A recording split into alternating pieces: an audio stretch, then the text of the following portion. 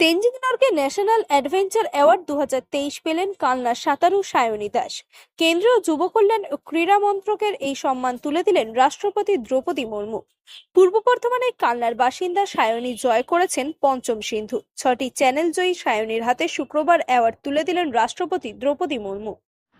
सुश्री सायनी दास ने English channel 14 घंटे और 8 मिनट, रॉटनेस चैनल 6 घंटे 42 मिनट में, मोलोकाई चैनल 18 घंटे 50 मिनट में और कैटलिना चैनल 12 घंटे 46 मिनट में पार किया।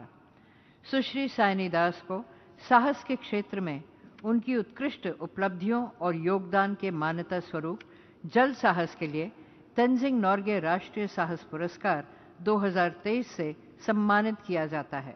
सुश्री सायनी दास।